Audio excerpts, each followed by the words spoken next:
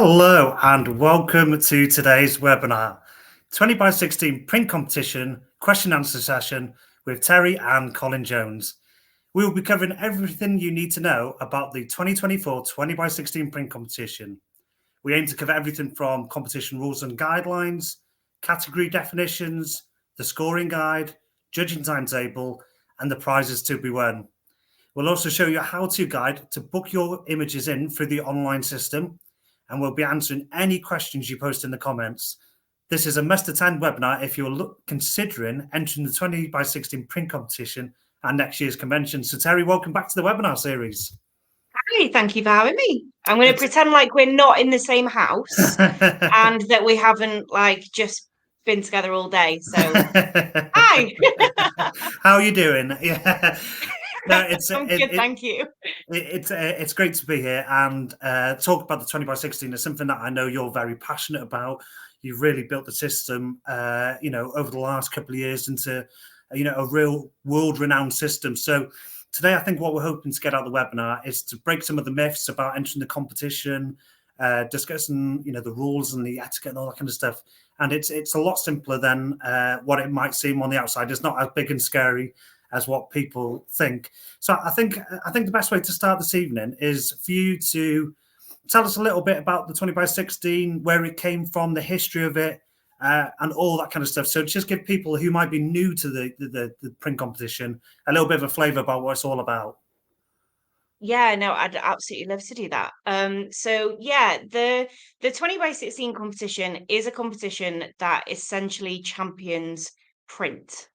And it's something that we are so proud of here at the societies. A little bit about the history of the competition. I mean, wow, it's incredible, really, where it came from to where it is now. And for those of you that have been around for a while, you might actually remember that our monthly image competition, which is our digital online competition, actually used to be a print competition, which not many people know. So every month, members would send in 10 by 8 prints, and we'd get judges to come to Rill, to the office, and we'd sit in the evening and we would judge the monthlies, which is just crazy to me now, that we used to do everything that we do online now. For that, we used to do in person. But when we made the decision to change that, to keep up with the times, to a digital competition, we decided that we would then create a separate print competition. And I was a really big advocate for that. Print is something that, as Colin said, I'm really passionate about, and it's taken up so much of my life and my career, promoting that and advocating for that. In 2005, and I only know the year because it's a year before our eldest son was born. So in 2005, we launched what is now the 20 by 16 print competition. And it's essentially a competition which is open to everybody. It's international. And Colin will tell you, we get entries from all over the world, all four corners of the world. And it's judged once a year at our annual convention. So it's not like the monthly competition, which is members only and based on a monthly cycle. It's an annual competition which is open to everybody. That's a little bit about the history. It's been going since 2005, and it's something that we're very proud of. Amazing. So that's a fantastic wrap up of what the 20 by 16 is and where it's got to today. So before we've got a little bit of a presentation put together for tonight's webinar, but really it's a question and answer session. So if you've got any questions as we're going along, then please do post them up in the comments. We would love to answer as many questions as we can get through and to utilize our time. So if you've got any questions, there's no silly questions, no daft questions.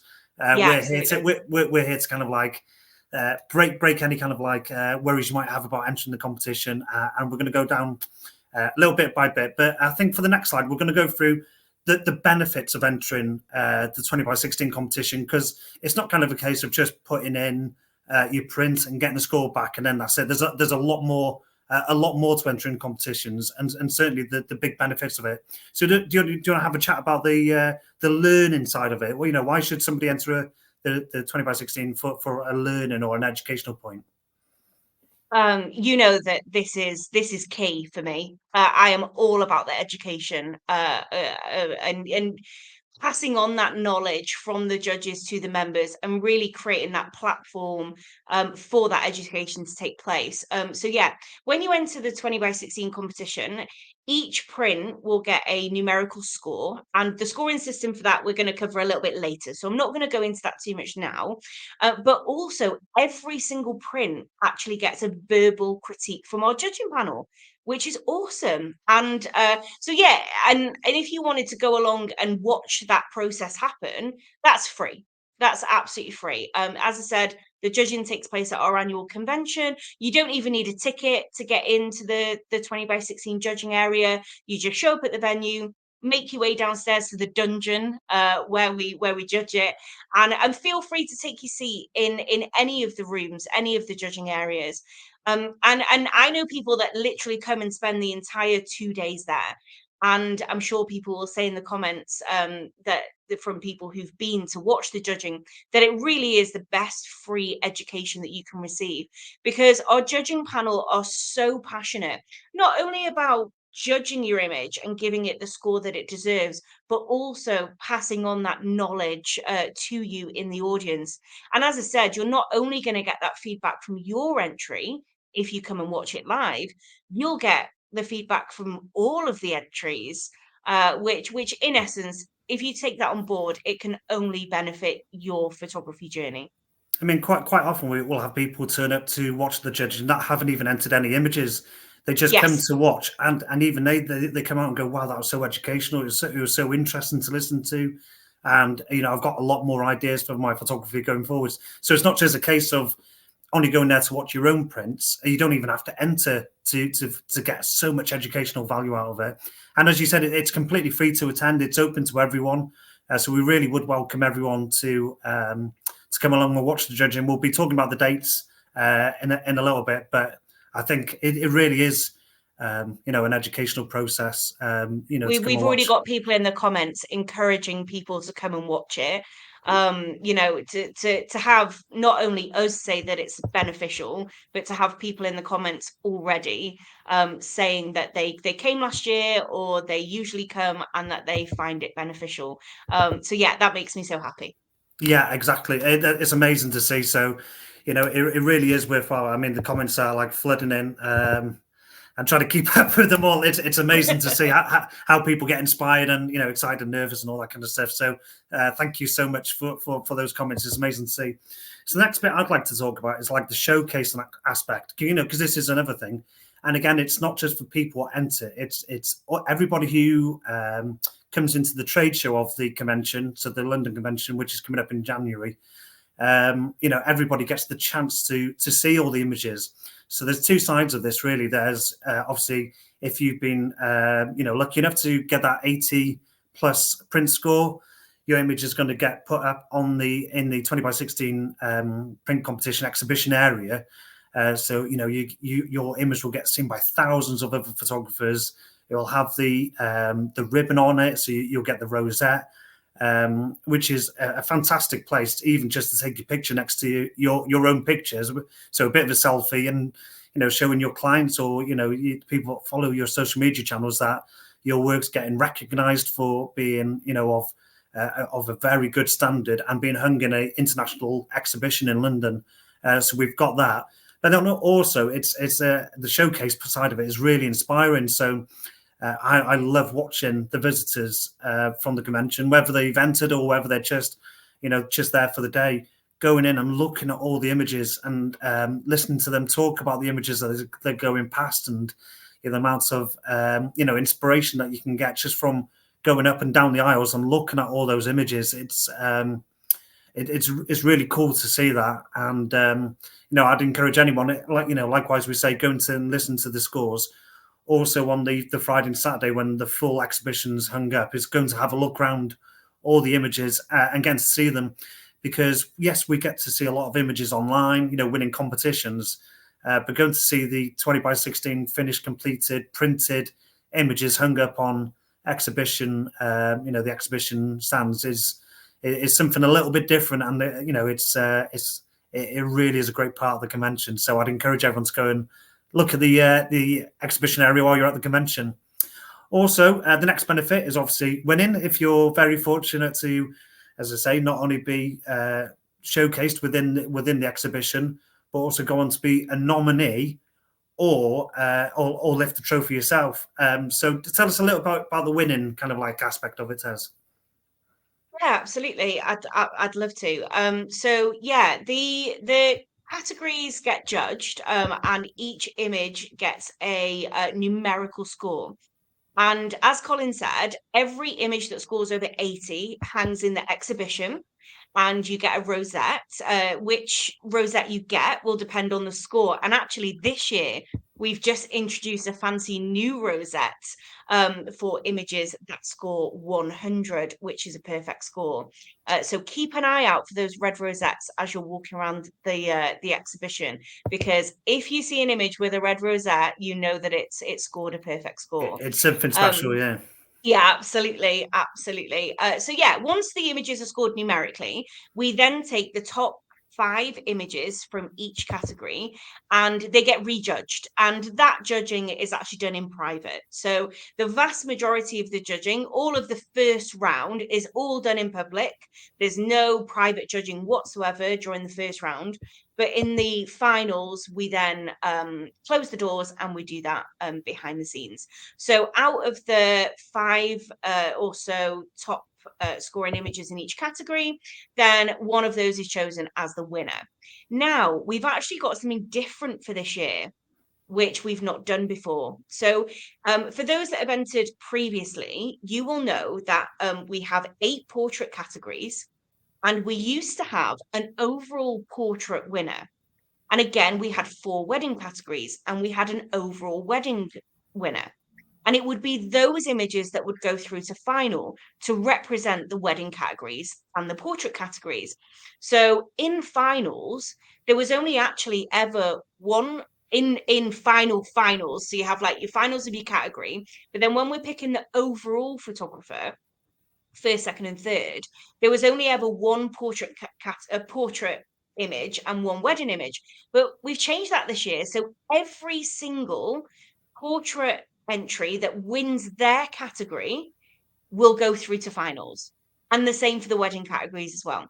So whereas previously, if you won, say, the newborn category, you might not win portrait overall, in which case you won't be nominated for overall photographer of the year. But we've just taken those awards away. So yes, we've taken 2 awards away. So we've taken away portrait overall and we've taken away wedding overall. But actually, it gives more people the chance of being in the overall finals. And it means that if you enter, you actually have more of a chance to win. So yeah, when we talk about the benefits of winning, obviously you get to go on social media and you get to shout about it and you get to tell your clients that you've been awarded. And I think, correct me if I'm wrong in the comments, but I think we are the only print competition that is purely print. I think that almost every other print competition has a first round, which is actually digital, and then it is then progressed onto print. I'm fairly certain that's true. If I'm wrong in the comments, then you can correct me. But I mean, imagine the kudos of that, like winning a print competition, which is from start to finish, a purebred print competition. Being able to tell your clients, being able to any clients that come into your studio or your workspace, if you've got your images up on the wall with your rosettes. I mean, yeah, as I said, the kudos of it is brilliant. And not only that, but we've got fantastic prizes too, which I know Colin's dying to talk about. So why don't you talk about when those prizes are given and what we do to celebrate? Yeah, of course. So the kind of next benefit that we're going to lead on to is the the celebration. It goes hand in hand with winning, obviously. But whether you're getting your print hung in the gallery because you got 80 plus, or you're picking up a nomination, or you're picking up one of the category trophies, or the actual 20x16 Photographer of the Year award, it's a great way to celebrate, and not just with your photographic friends, but also to use that to your advantage in your local press, in your social media channels, your website, and everything like that. So yes, we're talking about celebrating as in having a few drinks and enjoying I was the going to say evening. getting drunk. That's what we're talking about. We're And talking about enjoying dancing and getting drunk. but also the fantastic publicity. What comes from that? It's it is amazing. There's so much that you can get from it. But yeah, I just thought we'd just briefly cover some of the benefits of entering, because it is a lot more than just entering your picture, entering your print. Sorry, getting a score back, and then that's it done. There's a lot more to it than that. There's obviously the educational, the getting your print hung, and obviously the winning aspect as well. So, fantastic chance to do all of that. So I'm just going to quickly run through the deadlines very quickly. So the deadline for entering is the 4th of January 2024. So that's when That's when print the print has to get here. Yeah. Thank you. That's when the prints need to get to the office. The judging dates at the Novotel London West in Hammersmith is Wednesday the 17th and Thursday the 18th from 9 a.m. So just bear in mind that because of the nature of the event, depends how many entries we've had, depends how many entries we've had in different categories. This can all change on the day, and depends how many comments and critiques we're giving out as well. So basically from 9 o'clock on both those mornings, there'll be judging happening. The awards presentation evening, so this includes all the monthly image competition results, the photographer of the year from that competition, as well as the trade awards and 20x16. All the awards are presented on Friday, the 19th of January, 2024. So definitely mark that day in your diary. It's going to be amazing. It's always a great night. We have the awards celebration downstairs, and then we all moved up to the bar for the rest of the evening to enjoy ourselves after that. So that's what we're remembering. And then finally, for this slide, I say it's only a quick run through. The fees for entering is £25 per print for members and £30 a print for non-members.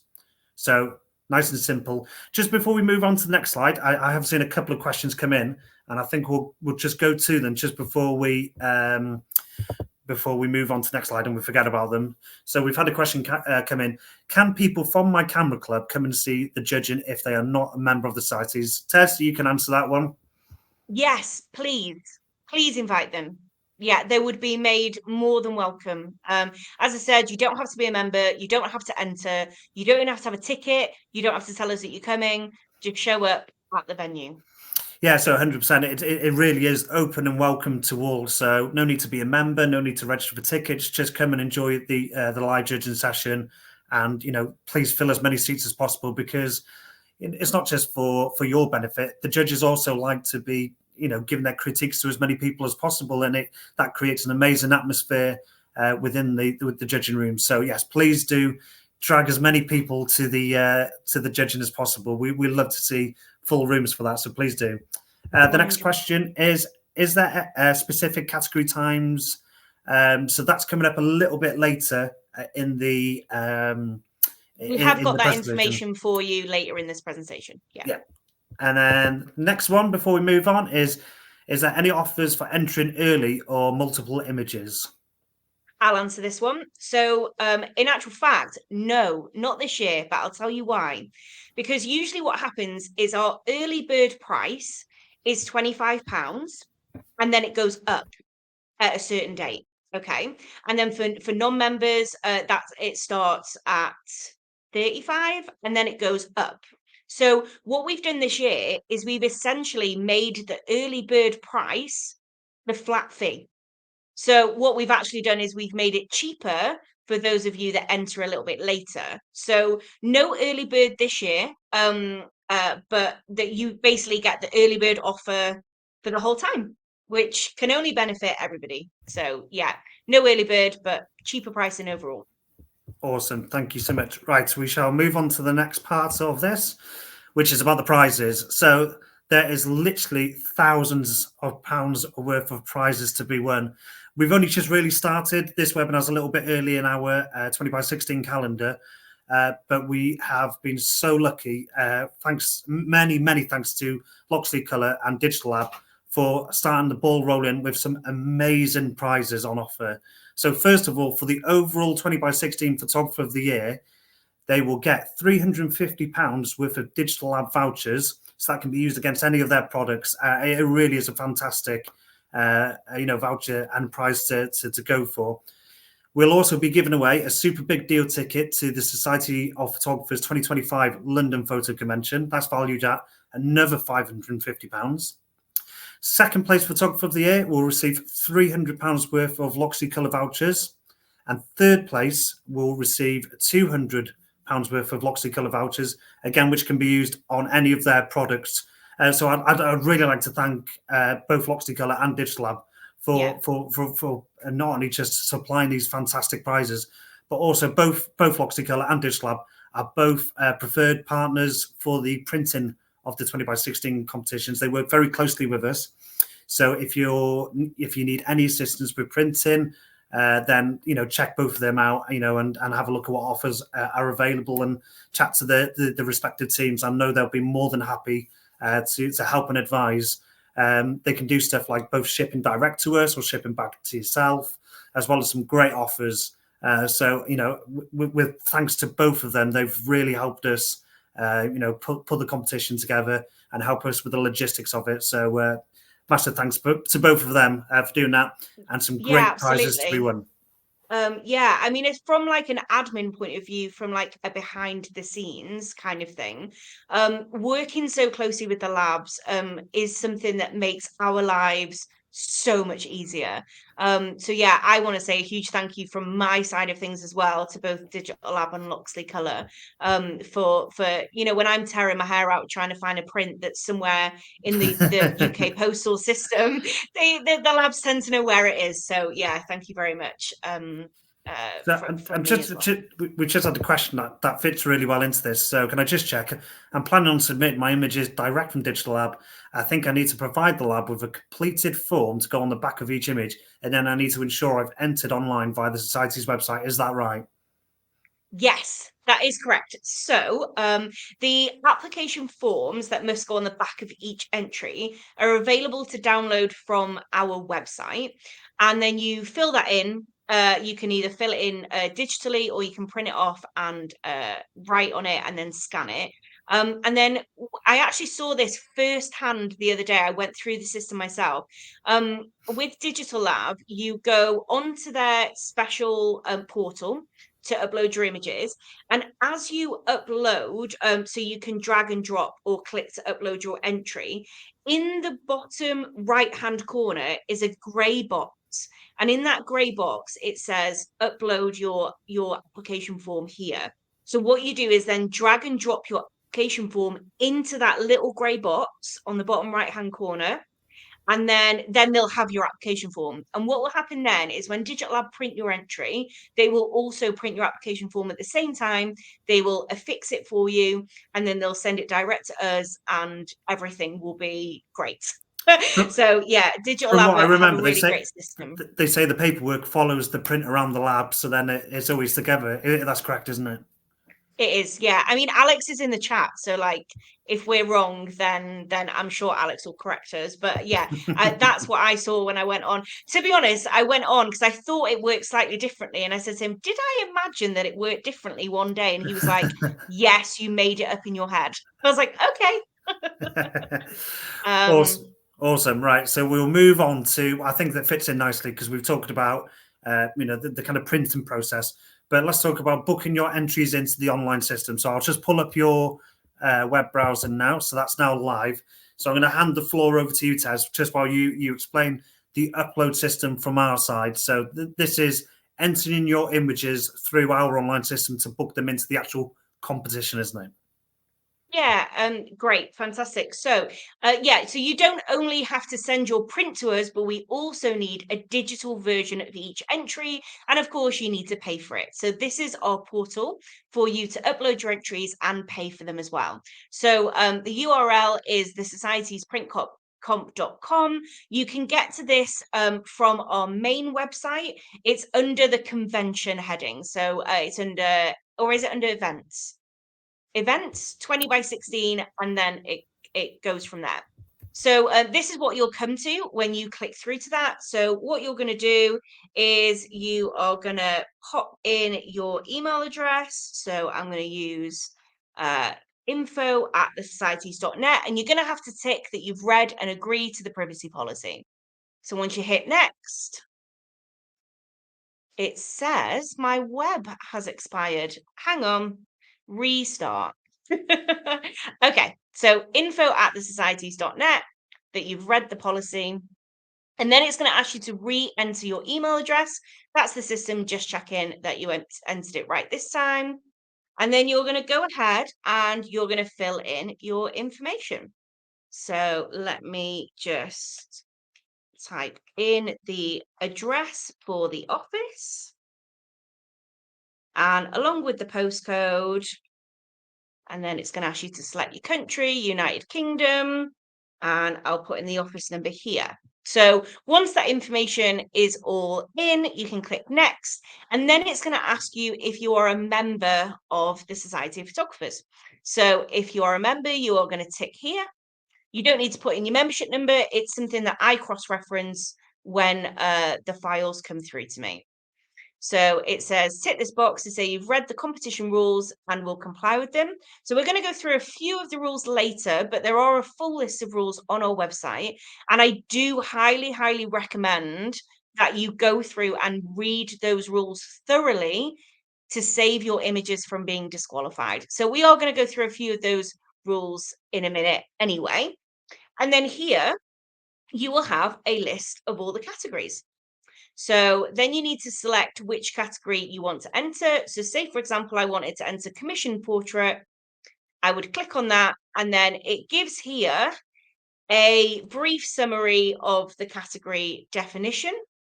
And then it says, do you want to enter commission portrait? And I would select yes. So then you're going to come through to a page which has 20 spaces for you to be able to submit. And if you hit browse, you can select a file. So I'm going to select a file of my little doggy that Jocelyn Conway took not too long ago, because we are that family who had newborn photos done of our puppy. That's us. That's who we are. So once the file is attached, you will see that the file is here. You don't need to name the file any certain way at all, but you do need to put in a title, and I'm going to name this Polly, which is the name of our dog. Okay, so once that's done, you scroll down to the bottom and you hit next. And here you will be able to see your one entry. So if you were to enter multiple categories, you would just go from this menu and you would select a different category. And then yes, and then go through the same process for uploading your entry. So what I'm going to do is I'm not going to do that. So I'm just going to have one entry here, and I'm going to click next. So this is a really important page because it will dictate whether your prints are returned to you or not. So you have several options, which is, do you want to donate your images to future training programs? Now, I'm not sure if you are aware, but we run something called the Judging School and the Junior Judges Training Program, which is an extensive 2-year program to train members to join our judging team. And we also do things like we tour around the UK and we give one-day seminars and presentations about judging. And during these training sessions, we use your prints if you donate them to our program. We also use them for training our judges. We have an annual get together with our judges, and we use them then as well. So if you want to donate your images to the training programs, we would just be ever so grateful, and you would be helping future generations of photographers learn more about the process of competitions. You can choose to not have your images donated, but you can actually choose to have your images destroyed. So if you choose this option, we have a company which we use, which come and they pick up all of the entries that have been selected to be destroyed, and they do just that. They destroy them. They shred them, and we do that properly, and it's a registered company, and your images are safe in that way until they are destroyed. or you can have your prints returned. So because I've entered one print, the charge for this is £6. So the more prints you enter, the more it will cost you to have your images returned. But there is essentially a base fee of £5, with that accounts for our time and the packaging. And then it's £1 per entry in addition to that. So if you were entering 5 images, it would cost you £10. If you were entering 6 images, it would cost you £11, and so on and so forth. But that initial base fee of £5 is just essentially just for time and packing supplies and things like that. So once you've decided what you're going to do, so I'm going to have my images donated, and then it'll take away the cost because that doesn't cost anything, and it'll go to next. So as you can see here, the fee for my entry is £25. And I can choose to pay by PayPal, credit card, debit card, or I can choose to pay by cash. Obviously, at this point, PayPal and credit card, debit card is preferred. The cash option would be for something like if you wanted to pay by a bank transfer. You can select the cash option and just let me know. I'm not, or you can send a check. If you want to send a check, then you can select the cash and send a check in with your entries instead. So yeah, but most people are going to choose PayPal, credit card, debit card. So I'm going to click next, and that's going to bring up the PayPal option. So if you don't have PayPal, don't worry. There is an option to just pay by debit or credit card. So you can use either of these options and obviously go through. I'm not going to do that here. I'm not actually going to pay for the entry, but you will know how to do that anyway. So once you have done that, you will see an order review, and you will have all of the entries here which you've entered, and you have selected to we've selected to donate the images, so it will be there, and then you click next. Now, this is very, very important. So if you want to be notified of when your entries make it to the office and you are sending your entries, then please do print off this label and pop it on your box. If you do not put this on your box, you are likely not to be notified when your image arrives, because what I do is I scan this little barcode and it automatically sends you an email. If the images are coming direct from the labs, from what I've seen so far, the labs are trying to ensure that they put the name on the outside of the box of the client. I've had a couple of images in so far. I mean, I say this time and time again, but the shipping teams of the labs are like chef's kiss. They are wonderful in packing your prints and sending them to us. Yeah, they're just incredible. The lads at Digital Lab, especially last year, I just wanted to kiss every single one of them. They did an amazing job. And yeah, so they do try and put the names on the outside, but if they are coming direct from you, please do put this label on. And then I think I've gone on about that for long enough. And then, yeah, that's it. It'll say, thank you for your entry, and we'll send you a confirmation email. So that confirmation email will come through after I have downloaded your entries. So if you download your entries on like a Friday evening or a weekend, then you might not get that email until Monday. Or if you do it on a Monday morning, then you might not get the email till Monday afternoon. It just, I download them periodically throughout the day. But obviously it will just be a slightly delay in that email coming through. But you'll know when I've downloaded it because that will come through. And yeah, that really is the process from start to finish. A few things that I didn't cover is that the digital images that you upload, so say for example you wanted to enter today but you were not sure which categories you wanted to enter or the images that you wanted to enter, what you can do is you can upload what we call placeholder images, and really they're just images that can be anything. And quite often if people upload five placeholder images, they're all just the same image and they upload them into one category. But what you can actually do up until January the 4th is you can then go on, re-log into your account, and you can you can remove the ones that you've already uploaded and replace them with your actual entries. And then you can move around the categories as well. So if you did want to enter today, but you were say you knew that you wanted to enter two prints, but you were just not sure quite yet which two, then you could log on, upload placeholders, and and then, like I said, just replace them before January the 4th. The system won't try and charge you any extra money or anything like that, like it did last year. We've ironed out that crease for sure.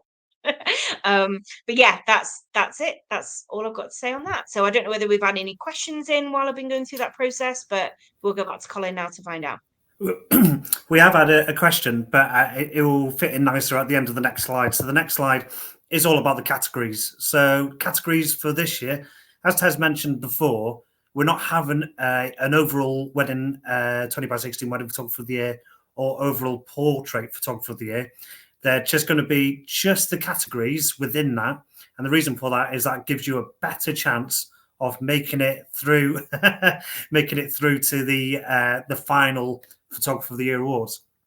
Before we carry on, yes, Colin is singing again at the awards dinner. That's the most important question we've had so far, to be honest. Yes, Colin is singing at the awards dinner. Yes. So I know you've done a lot of the talking, but do you want to briefly go through through the categories, because you know them a lot better than I do? Yeah, absolutely. So we have made a few changes to the categories this year. So we now have a wedding day open category, and this is to any image taken on the wedding day. There are absolutely no restrictions on this as long as it was taken on the wedding day. We do have special permissions for weddings which go on longer than one day. There are more rules about that on our website if you wanted to just double check. So yeah, we have an open wedding day, and that can be creative or traditional. It could be photojournalistic or not. There really are no rules. Bridal groom alone, obviously, that is a singular person in an image, either the bride or the groom, or a bride or a groom, and then couple together. So that is only the couple in the image, no other people allowed in the image. And then reportage, which I know is many people's favorite category of the entire competition. The reportage category is back for another year. So yeah, that's the wedding categories. Again, we've had a slight change in the portrait categories. So we have commissioned and creative, which we had last year. And then this year, we actually have an individual category. So the reason for that is that we had some members come to us last year and say, okay, what do I do if I have an entry that's not commissioned, but it's not necessarily creative? And I was like, oh, yeah, actually, we have a gap there. So this year we've introduced individual, which is one single person in an image. That is actually restricted to humans. So the commissioned and the creative portrait that can include pets, as well as the family and group can include pets. In fact, they all can, apart from individual, which is humans only. Unfortunately for some. And then family and group, which is two or more people inclusive of pets. So if you had, say, for example, a human and a pet, that could go in family and group. So yeah, we tend to have a lot of queries about that. And then newborn is children under 16 weeks corrected. Children is anything over 16 weeks corrected to 18 years. Maternity is self-explanatory. And fashion, which is a portrait category. So no images of shoes or lipstick or jewelry without a human attached to them. You can enter those images into what we're going on to next, which is advertising and commercial instead. So yeah, we have the natural world category back for another year. Pets, open, which is a general open category where that's kind of like a catch-all for everything. Nouveau, which is for our first time entrants. So I'll go through the rest and I'll come back to Nouveau because I think it needs a bit more explanation. Monochrome, again, self-explanatory. Illustrative. Now, illustrative is quite an open category, but we welcome things like composites and more creative images into that. Advertising and commercial, and then documentary to finish. Documentary does have some restrictions on the amount of editing that you can do. But just going back to Nouveau, for those of you that have not entered before, this could be a category for you. So Nouveau is for first-time entrants only. Do you need to enter Nouveau if you're entering for the first time? No, absolutely not. You can enter any category which you like, and you can also enter as many categories as you like. But if you don't enter Nouveau for your first year, you won't be able to enter it in your second year. So the only opportunity you have to enter Nouveau is in the very, very first year that you enter. And that is specifically for our competition. So if you've entered competitions elsewhere, that's absolutely fine. It's only our competition if you've not entered that. And like I said, every single category gets a critique on every single image. So I know in some competitions, the Nouveau is the only category that gets every image commented on. But in our competition, we comment on every single print in every single category. We do spend a little bit more time on the Nouveau entries, though, just for the benefit of those entering. But yeah, those are the categories. I do see a question. Can maternity include partners? Yes. Yes, it can include partners and children, siblings. Yeah, absolutely not a problem. Awesome. So the next question, which came in a little bit earlier, but we'll come back to it because it fits in nicely to this part of the webinar. How can you clarify? Can you clarify the rule for submitting images to the 20x16 2024 competition, and if the same image can be submitted to the monthly comp in 2023? So that's entering the monthly comp this year and entering the same image for the 20x16 in 2024. Yes, that's absolutely fine because it's a different year. So you can enter an image in next month's monthly image competition, that's in 2023, and then you can enter that same image in the print for 2024. What you can't do is enter into the print for 2024 and gain a merit or above, so 80 or above, and then enter that into the monthly for the same year. So you can't get an 80 in January in the print and then enter the same image into the monthly image competition at any point in 2024. Now, can you then enter that into 2025? Yes, you can. It just can't be in the same year. That's all. Is that okay? Yeah, awesome. I was just trying to get something up on another browser. So the next question: natural world covers landscapes, cityscapes, and wildlife? Question mark. It does. It does. Yeah, it covers all of those. So cityscapes and stuff like that can still go in there. Is that correct? Yeah, absolutely. Yeah, that's absolutely fine. Okay. Next question is: would in-camera motion, I think that is in-camera motion, and multiple exposures be in the illustrative category? They can go in the illustrative category, yes. So Okay. I'm not telling you to specifically put them in that category, as they could be entered into several categories, but illustrative is a category where that would be acceptable, yes. Amazing. Great questions. Please keep them coming. That's what we're here for. We're here to answer as many questions as possible. So we're going to briefly look at the rules, and I mean it really briefly. The rules are all outlined on the website. So the website is on the convention section. So that's the site is .net/convention 20x16 print competition / all that kind of jazz. So you can find the full rules on there, but we're just going to go through a few of the more important ones, or the ones that people sometimes don't quite get right. So first of all, the entrant must have solely captured and created the original photographic exposure, and no AI is permitted. So that's inclusive of everything within the image, isn't it? Yeah, absolutely. So what we're talking about there is images are not permitted if they were created using an AI program, and things like image extension, generative fill, things like that, that's not permitted either.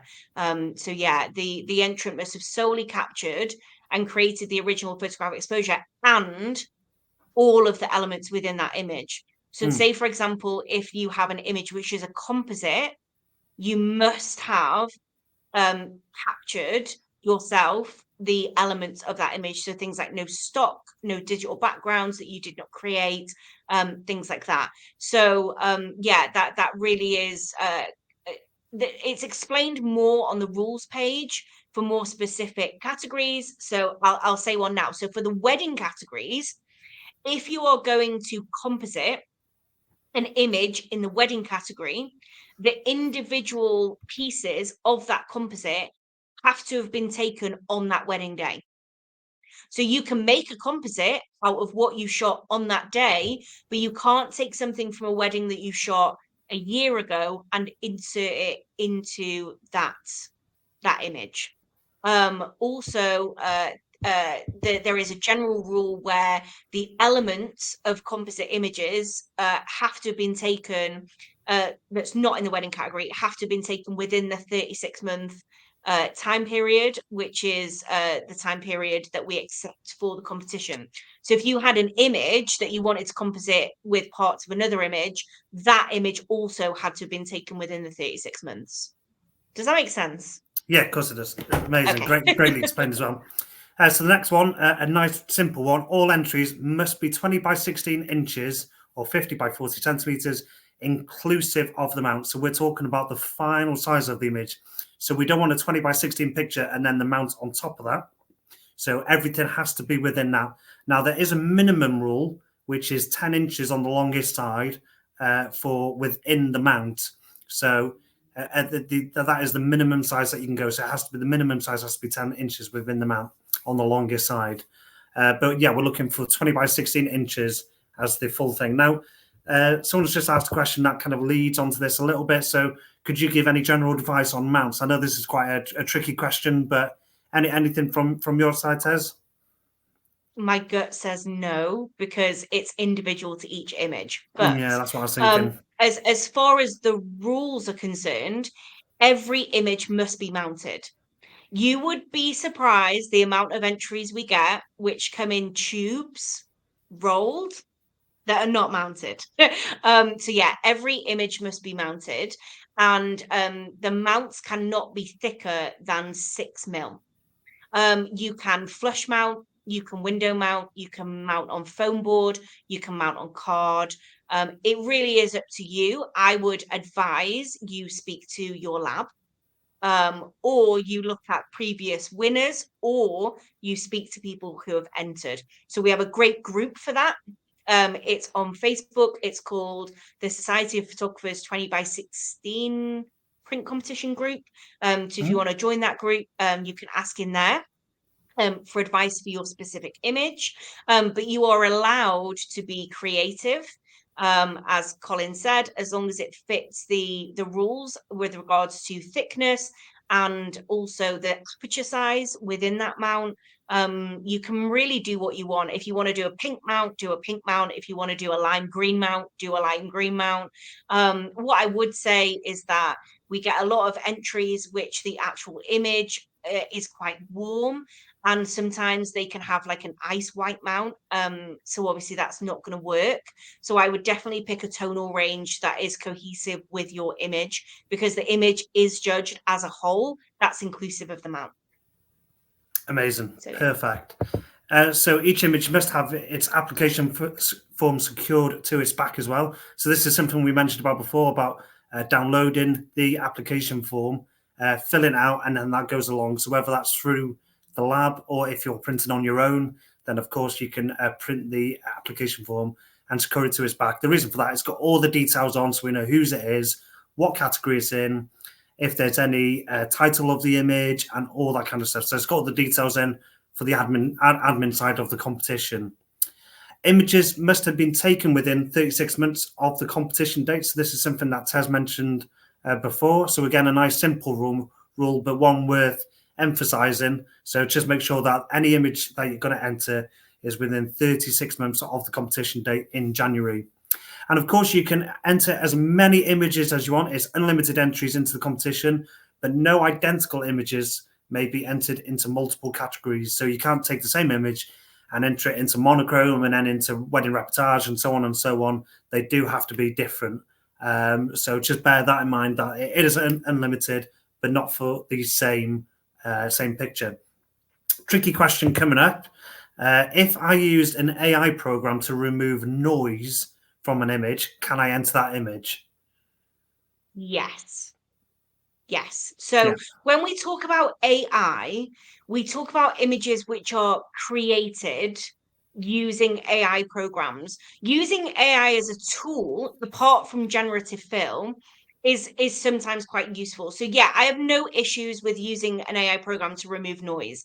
I would say that falls within the rules. yeah, I Yes. agree. Yeah, Although I must admit, we've not sat down and specifically thought about that. So if I have any further thoughts on that, I will clarify to the person that asked and also publicly on the group. But I don't think I have an issue with that. in this instance, it's been used as a tool rather than Yeah, as a as a tool, a adding something, creative. adding Yeah, something to the image. So I think that's where it differs, because there's a lot of tools within Photoshop and photo editing stuff, software like that that could be classed as AI, but it's something that we've used, always cloning in images and stuff like that is essentially a type of AI. yeah, But in this instance, I would see that more as a tool rather than adding, as Terry says, something creative or even something else out of someone else's image into yours. So I think that's where yeah. the line draws. I hope that helps answer the question. So on to the next slide, and I don't know what the next slide is. So this is going to be a surprise to all of us. It's the scoring guide.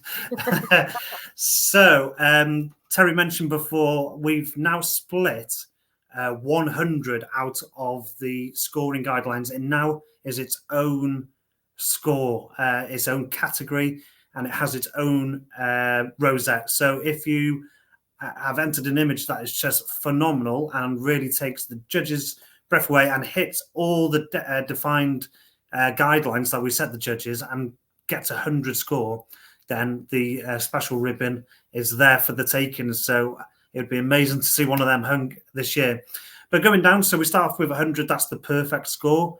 Exceptional. I'm going to get, Taz, these off by heart. I know I keep going back to I you, was but just wondering why you were doing the scoring system. I was like, why is Colin leading this part of the webinar?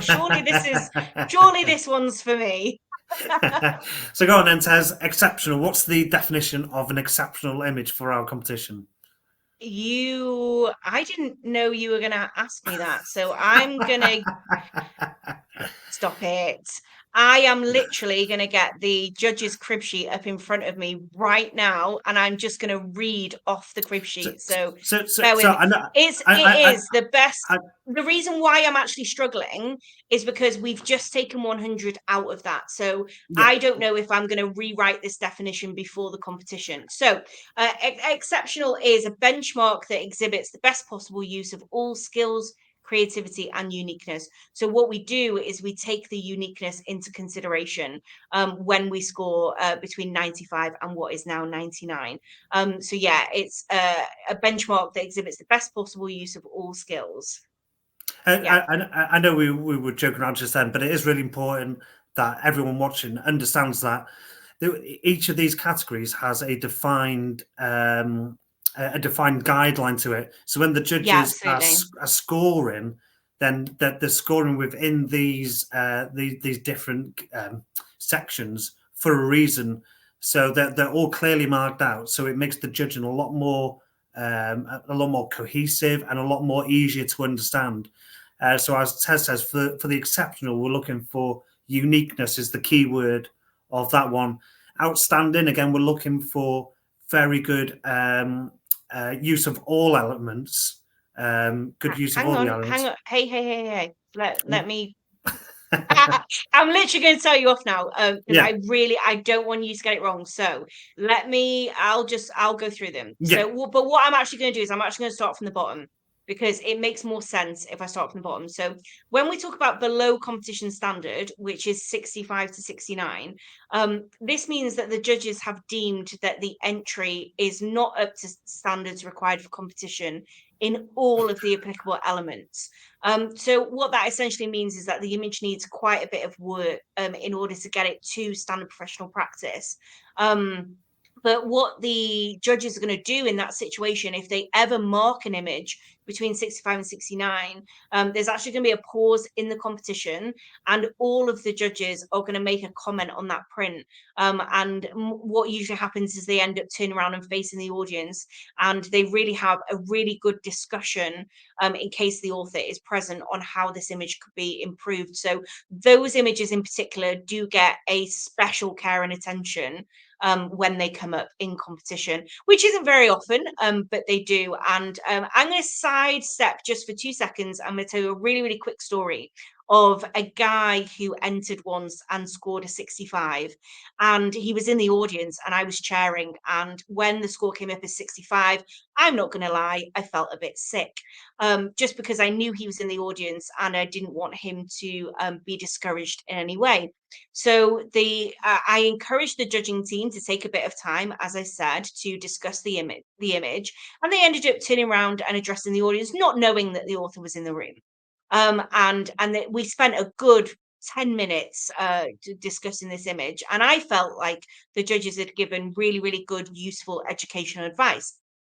And then at lunchtime, I saw this member walking towards me, and I was like, oh, okay, mentally preparing myself for the conversation.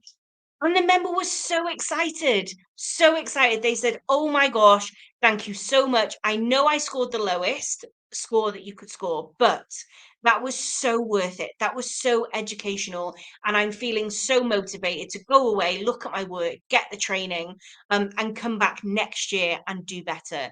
And that person did come back the following year and they did do better.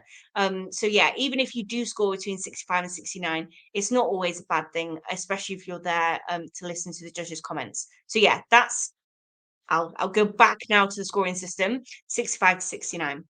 Then we go to average. So average is 70 to 74, and that is requires improvement in technique in most applicable elements. So what this means is that the image just falls short of what we would call standard professional practice, and it means that in most of the elements by which we judge, the image requires a little bit of improvement.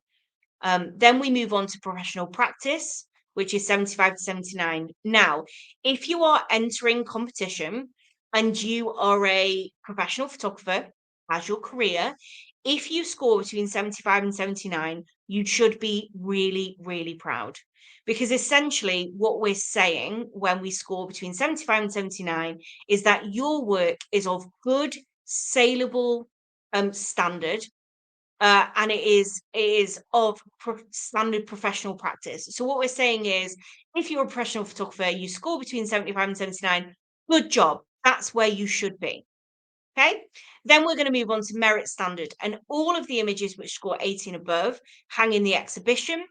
And also, they are more in with a chance of being scored in the top 5 in each category, and they may have a chance of going through to finals. If your image is in finals, by the way, you will have a nice little gold finalist rosette as well, hanging on your image in the exhibition. So you will know if you went through to finals, which is quite nice. And then, so that's 80 to 84, and that is showing above average skill and technique. So we're moving on now from standard professional practice, and we are adding in above average skill and technique. And then we come to excellent, which is 85 to 89. This is where we bring in the use of creativity.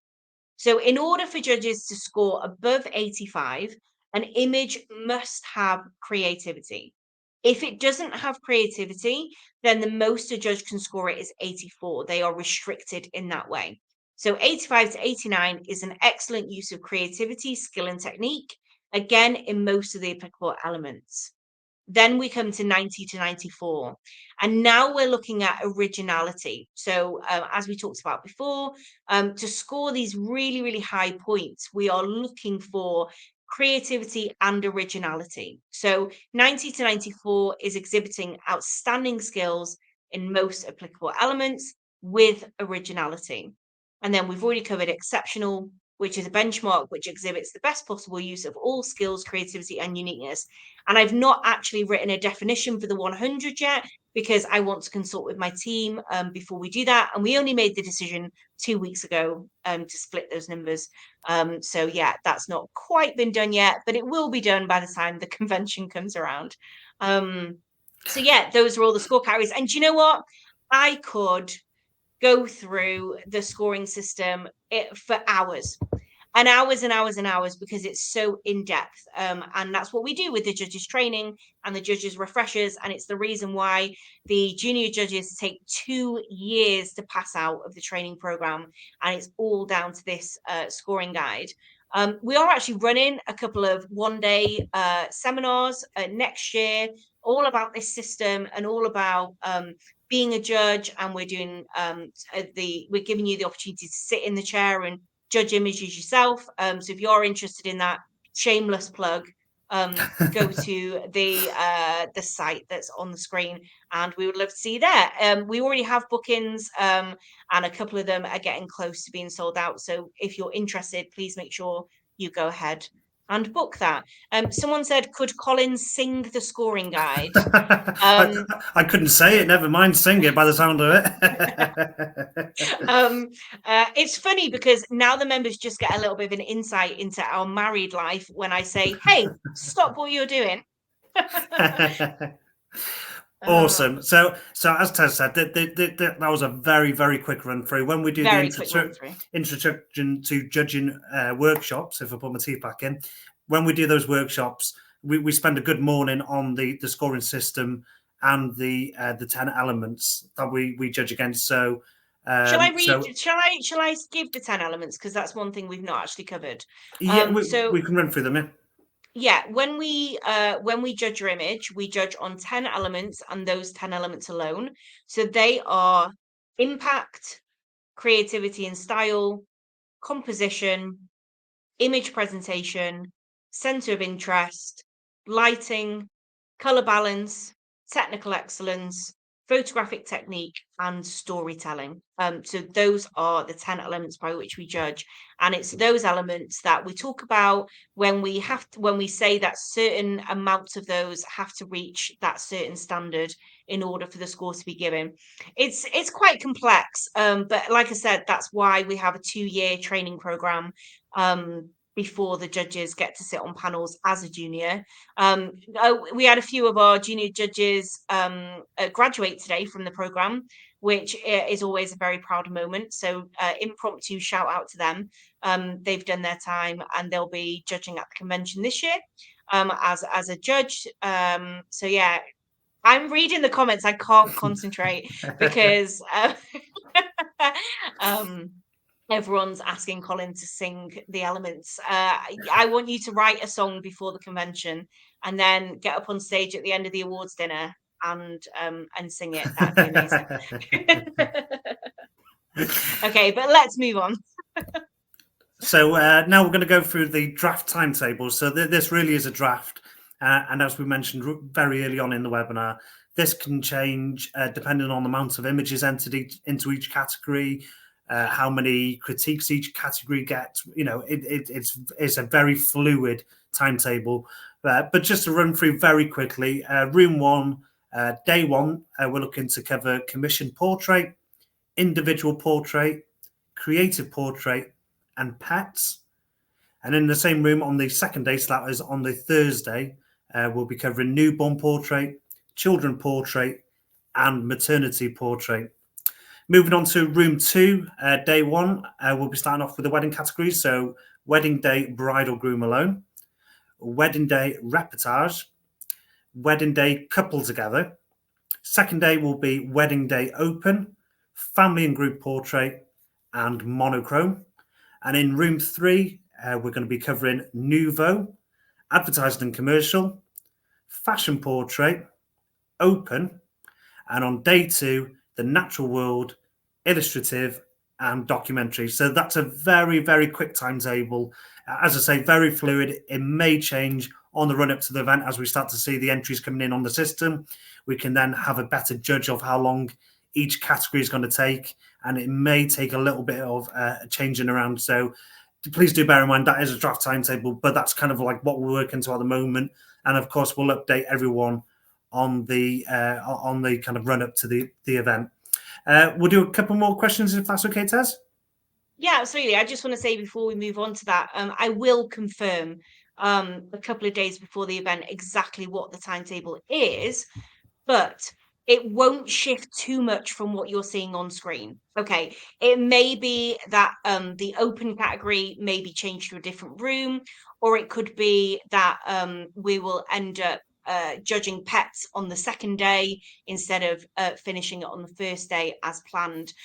With regards to like the specifics of the timetable, we'll looking at day one, room one. It means that we will start the day with commission portrait. Once that category is done, we will take a morning break. Then we will move on to individual portrait. Once that category is done, we'll move on to lunch. Then creative portrait will be in the afternoon, and that will be followed by pets in the late afternoon. So the rooms all start at 9 o'clock in the morning. 9 o'clock on the dot is when commission portrait will start in room one, wedding day bridal groom alone will start in room two, and nouveau will start in room three. So all of those will start at 9 o'clock. If we don't get around to finishing all of the categories on the first day, then we will just start them at 9 o'clock on the second day. That's kind of the way that we do that. So a rough idea is 2 categories in the morning and 2 categories in the afternoon on the first day, and then usually we finish mid-afternoon on the second day, so then we can do finals from around 4 o'clock. So there will be judging taking place up until about 3 o'clock. Then we close off the rooms, and 4 o'clock we aim to start final judging. Now we could be judging till 9 o'clock at night. You really don't know until the day. But those are kind of the fluid yeah, that's the fluid We'll get timetable. a better idea towards the start of the year once everyone starts to book their images in the system and all that kind of stuff. We'll have a lot better idea of how many images are in the commission portrait category, the pets category, and all that kind of stuff. So we'll be able Yeah, to gauge a little absolutely. bit better. We've had a ton of entries so far. We have actually had a ton of entries, but it doesn't really give us a good idea, as you know, everyone's so last minute usually at putting them in. We'll get the majority over Christmas, or just before Christmas. So I will endeavour to update about a week before. Awesome. So we'll just move on to a couple of questions. Yeah, So how do you apply for the 2-year judging program? it's really easy. You just email me. That's it. You just email me to register your interest, and then I will let you know. So very, very briefly, because I know we're over an hour in now. The 2-year judges training program starts with the judging school. The judging school is an intensive 2-day program which takes place.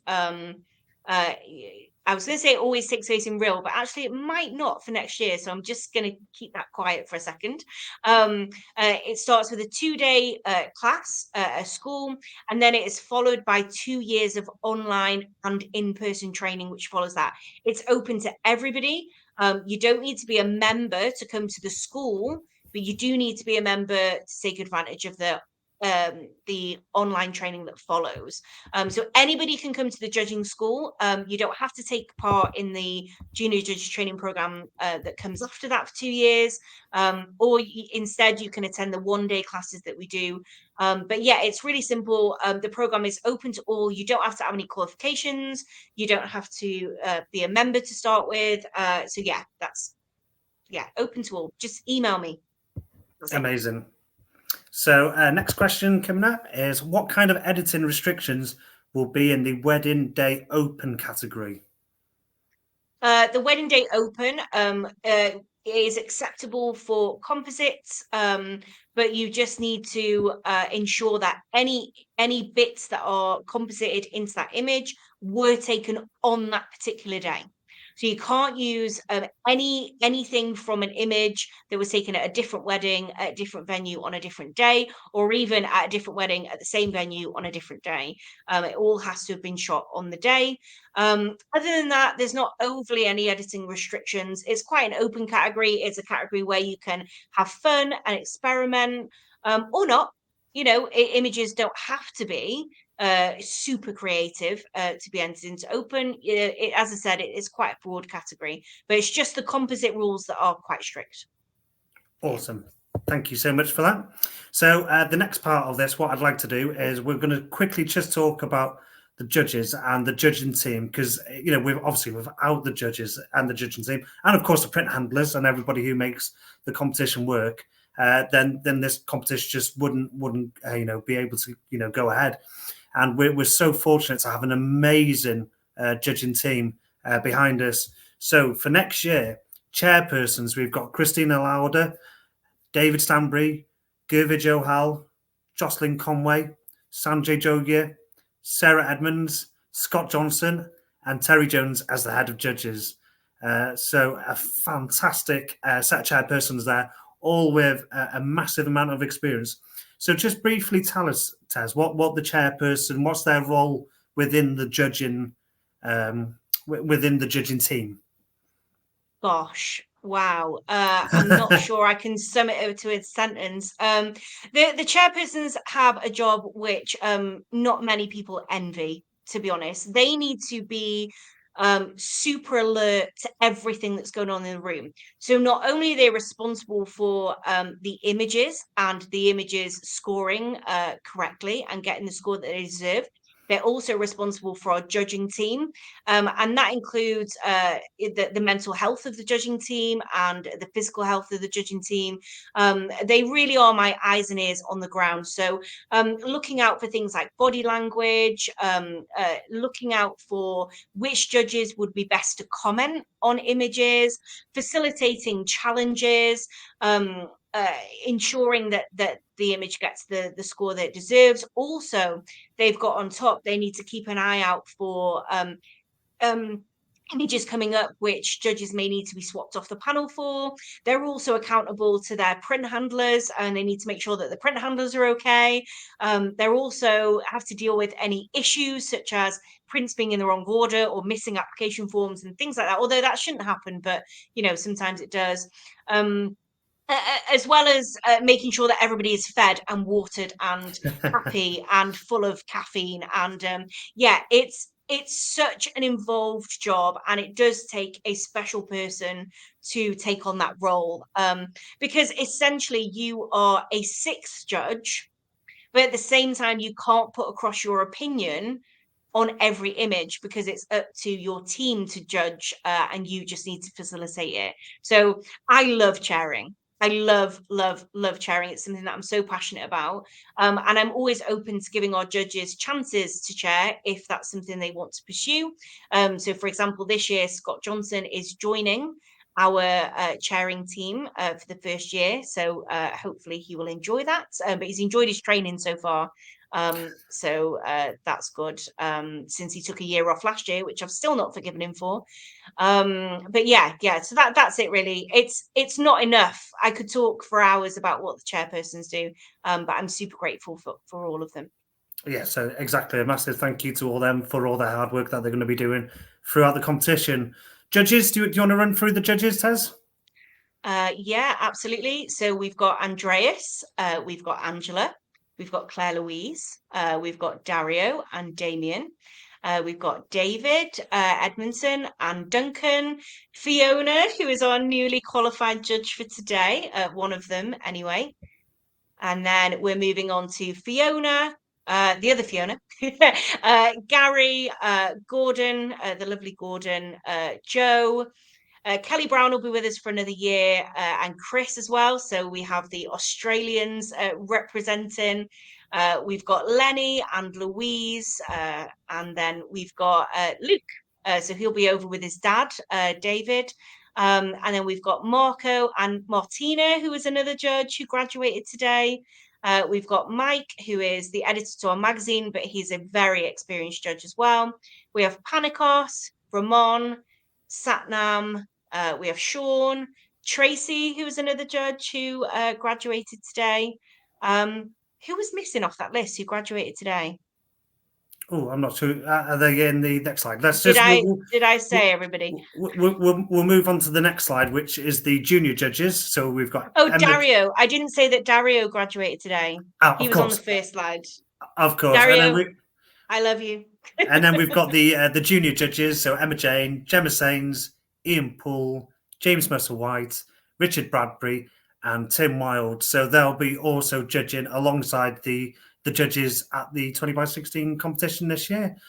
So as you can see, we've got a fantastic team, and in a massive wide range of genres covered, experiences, and all working very hard. I've seen over the last couple of years all these judges working really hard to really give the best advice possible, comments, critiques, and working together as a team to make sure that the image not only gets the right score, but the author also gets a great critique on the way out as well. So a massive thank you to all of them. I know they work extremely hard at the event to make sure that everything runs nice and smooth. So a massive thank you to them all. And as I mentioned, a massive thank you as well to the print handlers in advance. They are really the backbone of the competition. They get all the hard work done in the background. So any print handlers tune in this evening, then a massive thank you for all your hard work. It really is truly appreciated. So that kind of like finishes our presentation part. And I know Tez was hoping we'd be around an hour, but we've had some fantastic questions. Please do keep them coming in just as we finish off for the next couple of minutes. So we'll just jump back into the questions again. So to be a judge, do you still need to be a fellow, or can an associate be accepted? So to do the judging school, as I said, you don't need to have any qualifications at all. And to be a part of the junior judges training program, which takes 2 years, all you need to do is commit to getting your fellowship. So you don't need to have a fellowship before. And you just need to have a fellowship by the end of it. So you'll see this year that the lovely Emma Jane, she is judging just for a few hours at the convention this year, a few hours each morning, and that is so that she can tick off that part of her assessment process. But she does not yet have her fellowship. So she's applying for a fellowship. She's well on her journey to getting her fellowship. But she's not actually gained that just yet. But as you'll see, all the other judges, if they're based in the UK, then a fellowship is required. If they are overseas, then just experience is required. So you don't need to have a fellowship if you are overseas, although a lot of our overseas judges do actually apply for fellowships, which is great. So we have David and Luke, they have fellowships. Kelly has a fellowship. Chris got his fellowship last year. And loads more overseas judges. Ramon, he has his fellowship. Duncan and Andreas is going for his fellowship as well. So yeah, I mean, over the years, obviously, we've honed in that aspect of the requirements to become a judge. But in my mind, as long as you've got your fellowship booked in or you're actively working towards it, then that's good enough for me to take on the task of training you over the 2 years. So I hope that answers your question. 100% that answers. Yeah, great answer.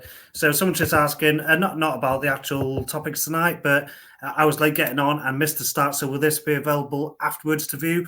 Of course, as always, all the webinars are available to view. There's well over 100 webinars now, all in the archive, and that's on the societies.net/webinars. So that's broken up into different sections. So you've got business webinars, lighting webinars, webinars on membership, webinars on mindset, webinars on brand photography, and everything in between.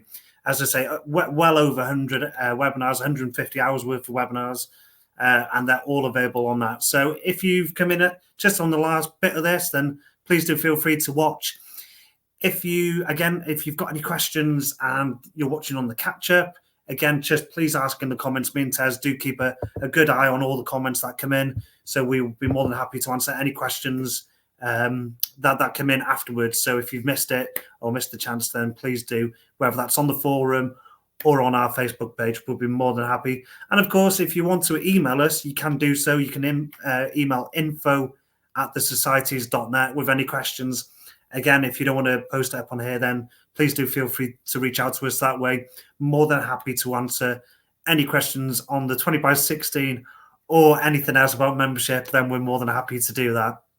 But I think Yeah, that's I mean, I just want to say before we end, I know that even after you've watched this webinar and you know, had the walkthrough of how to upload your images and things, I do know that it's not easy for everybody to be able to do stuff for the first time, and a lot of people can find it overwhelming to go yeah, through a 100%. process by themselves, and it's sometimes it can feel quite daunting. So I do offer Zoom calls and call support, either whilst you're preparing your images to be uploaded or going through the upload process. I'm quite happy to be on Zoom with you, and you can screen share and I can talk you through it. Or if you want to send them to me, and I will do it on your behalf, and I will create an account for you and upload your images for you, and then I can just send you an invoice to pay. We want to make sure that the competition remains accessible for Yeah, everybody. 100%. Yeah. So it's, you know, and also, you know, if you want to discuss anything to do with the 20 by 16, or like Colin said, membership, getting involved, whether that be with the competitions or the qualifications or the mentoring program or anything like that, my inbox is always open on Facebook, and my email inbox is also open as well. So I mean, really, I would encourage you to book in a Zoom call with me. I do post about them on the group when I like have a set day that I'm sort of putting to one side to speak to people. Please don't wait for me to post those online for those opportunities. They go Please quick. do. They do go quick. So just reach out to me and we will privately set up one of those. I see someone's writing that and I'm really helpful because they've taken advantage of that support that we offer. So yeah, I really just wanted to say that before we ended, that I am so happy when people reach out to me for support. And yeah, Zoom calls for panels, yes, I offer Zoom calls for panels as well. I offer Zoom calls for anything really, to do with membership or photography in general. So yeah, just reach out to me. And I have a day tomorrow where I'm doing Zoom calls all day, so maybe I could fit you in tomorrow. And then Monday morning I'm also doing Zoom calls, but I could spread that into Monday afternoon if they need be. So if you want to reach out in the next couple of days, feel free and we'll have a chat. Yeah. Amazing. So I was going to just finish off by just saying, we've got a real fantastic team behind us. So likewise, our lab partners as well. If you're needing help with the printing or from that side and getting the image, printed and delivered to us, and it might be a little bit overwhelming, then please feel free to reach out to the lab partners. That they'll be more than happy to help you where they can. So between us at the Society of Photographers and our lab partners, then we'll do our utmost to make sure that entering the 20 by 16 print competition is not only easy and accessible, as Terry said, but also enjoyable. And that you want to do it again, and you come down and watch the fantastic critiquing and the judging, and then finally by seeing all the images in the exhibition and at the awards night, seeing everybody lift their trophies and celebrating everyone's success, and really sharing that passion of photography. That's what we love to see. So that's all we've got time for this evening. I'd like to thank Terry for joining us and answering so many questions and helping to demystify some of the 20 by 16 myths and all that kind of stuff, and breaking it down into something hopefully that's quite easy and straightforward to enter. But please do reach out to us if you need anything. So thank you so much, Terry, for joining us. We're looking forward to the 20 by 16. I know we'll probably have another webinar at some point on this stuff, but until then, thank you very much, and we'll see you all again soon. Thank you. Bye.